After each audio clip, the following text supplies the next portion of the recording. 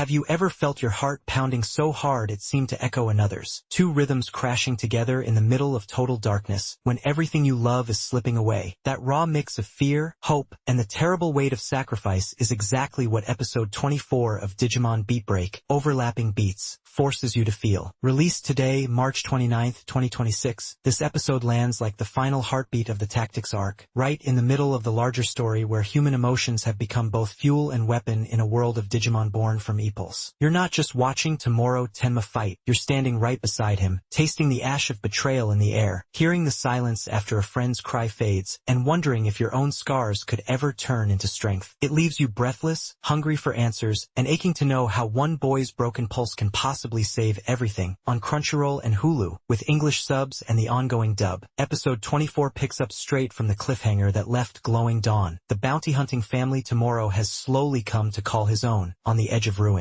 Clay Arslan, the fallen star of Earth, and his partner Perganamon have unleashed cold heart on almost everyone Tomoro holds dear. Now the young hero stands almost alone with his Digimon partner, Armalizaman, facing a power that feeds on stolen emotions. No flashy team-ups this time, just raw survival, desperate choices, and the terrifying question of what real strength looks like when you have nothing left. The episode flows directly into the next chapter of the series while quietly closing the tactics arc, making you feel the ground shift under your feet like the moment history turns on a single decision. This is the arc's climax, and it moves with the unstoppable force of a breaking wave. The pacing is relentless yet perfectly balanced. Quiet moments of fury build into explosive action, then drop into stillness that hurts more than any attack. Key revelations about Epulse, the living energy born from human thoughts and feelings, finally click into place. It isn't just power to be taken, it's something that only truly shines when hearts sink. Fans have been asking since early episodes why Tomorrow's pulse sometimes turns dark purple in rage, a callback to the Fangmon incident in episode 3. Here the show makes it crystal clear. Stolen Epulse gives raw strength but no soul, while overlapping beats create something unbreakable. No confusing loose ends. Every cloudy moment from the tactics arc is answered with quiet, heartbreaking logic. The cliffhanger at the end isn't cheap. It's the kind that makes you stare at the credits thinking, what now? Like the pause before a life-changing choice in your own story. Tomorrow's journey hits its emotional peak. The boy who once struggled to accept this strange new family and saw Gekiman almost like a burden now fights with the fierce love of a brother and father combined. His choices feel earned, raw, messy, and deeply human. You watch him snap in blinding rage and then choose something wiser, and it lands like watching someone you know finally forgive their own past. Gekiman, voiced by Megumi Han, grows too, refusing to simply lend power and instead demanding they become one rhythm. The rest of Glowing Dawn, Kyo, Reina, Makoto, aren't just background. Their pain makes Tomorrow's isolation hit harder. Even Clay, the villain, gets a moment that humanizes his twisted logic without excusing it. Every line of dialogue carries the weight of real conversations we've all had at 2 a.m. when life feels too heavy. The episode asks the same questions that haunt us in real life. Is power something you steal or something you build together? When everything is taken, what's left to give? It echoes the way soldiers in history have synced their marching beats to cross impossible distances, or the way families hold each other through illness and loss. Hope versus despair isn't named. It's shown in every trembling breath, every shared glance. Sacrifice isn't glorified. It's shown as the painful price of love. You feel it in your own chest, like the episode is whispering, what would you do if your people were falling around you? We learn more about how Epulse truly works. Digimon don't just consume it. They can reflect it back stronger when human and Digimon hearts truly overlap. Cold heart isn't just a disease. It's the shadow of greed. These details don't feel like info dumps. They feel like the universe itself breathing with the characters. The script is sharp and poetic without ever feeling fake. Lines about matching beats linger like lyrics you can't forget. No cliches, just raw, lived-in words that hit like a quiet conversation with someone who truly sees you. Toei Animation delivers some of its strongest work this season under director Hiroaki Miyamoto and character designer Takahiro Kojima. Colors shift from cold, draining blues and purples, the weight of cold heart, to warm, pulsing golds when beats finally overlap. Shadows stretch like accusations. Light breaks through like forgiveness. Stillness in close-ups on faces carries more emotion than any explosion. The fluidity in the final evolution sequence is breathtaking. Every frame feels alive. Tight angles make you feel trapped in Tomorrow's desperation, then wide shots open up like hope returning. The editing rhythm mirrors a heartbeat, fast, frantic, then suddenly quiet enough to hear your own pulse. Arisa Okahazuma's score is a character here. The OST swells with familiar familiar motifs from earlier episodes, then drops into silence that feels louder than any roar. The insert song during the evolution hits like a prayer answered. You don't just hear it, you feel your own heart trying to keep time. Miyu Irino as Tomoro Tenma is phenomenal. His voice cracks with rage, then softens with realization in a way that feels painfully real. Megumi Han as Gekiman brings trembling vulnerability and quiet strength that makes their partnership feel alive. The entire cast delivers the soul of the episode that I walked away scarred